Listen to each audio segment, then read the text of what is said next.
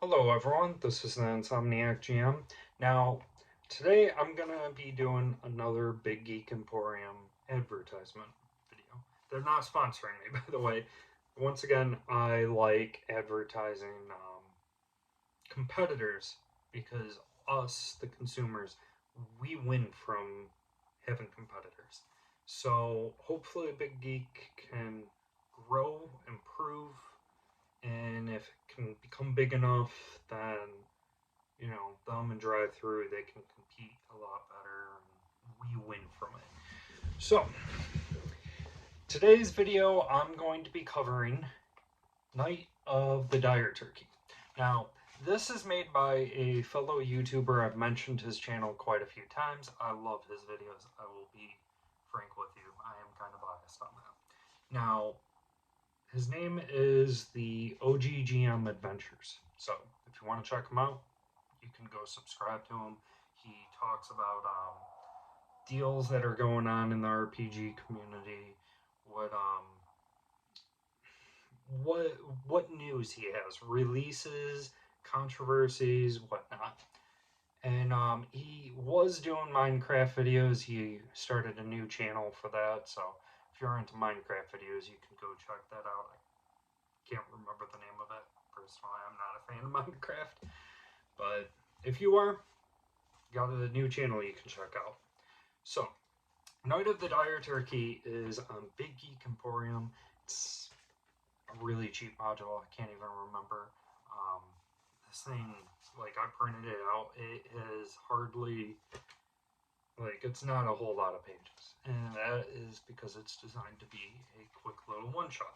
So, Night of the Dire Turkey starts off where I should mention real quick, this is going to be a spoiler video, so if you are a player, please turn this off.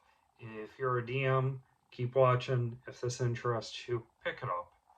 Like I said, it's cheap, and I'm gonna give you some suggestions of what I may do. You could even totally blow me off on that and do your own thing.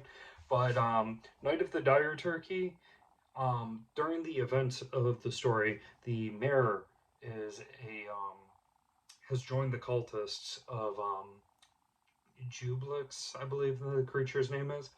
And if you're not running it in fifth edition, you could change it into some Lovecraftian monster easily. You could even run it in. I would probably recommend Pulp Cthulhu at that point. That way, it's like a little bit more action packed and can be a little campy too. But so the mayor is building a clock tower for the town, and in it he has plans for building a device to summon Jublix into his world. Well, the players are invited to celebrate the opening of this clock tower. Now, the players are not allowed to bring their armor and their weapons. Some personal reasons I created for why the players may have is maybe because the book states that the people of the town are rather upset with the mayor for spending all their money on this tower and that. Maybe out of good spirit, he's invited some of the lower district people who just to kind of make him look better, and the players have a little bit more of a name for themselves, so they're invited. Um,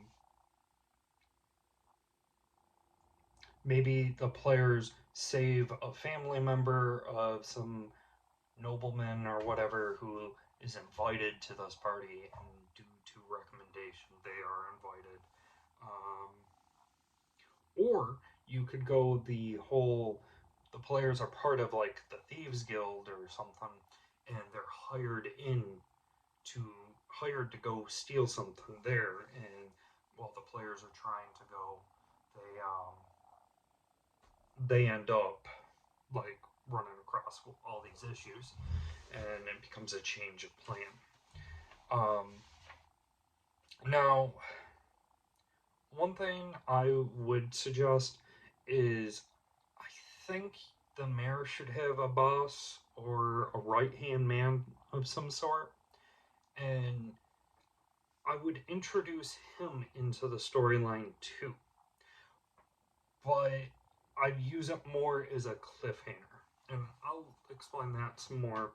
But so while the players are at this party, they start hearing like some screams and whatnot, and that's because the cult is sacrificing people, and it's kind of drowned out by the party, and then all of a sudden the ritual goes, or sorry, it's not screams.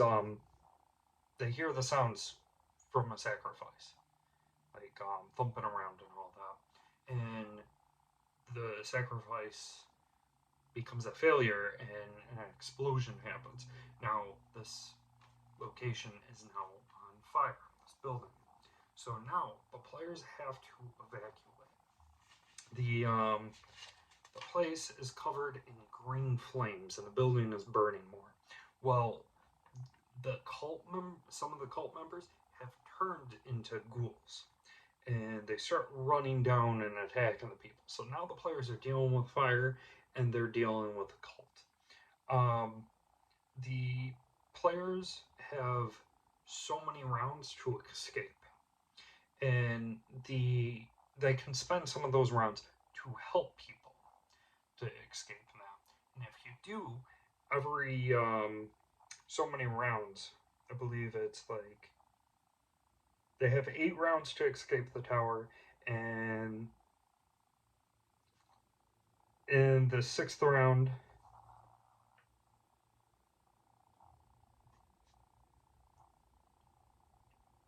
on the first round, 6 mutants come, and rounds 4 and 8, more mutant cultists come, and 3, 6, and 8, more fire damage happens.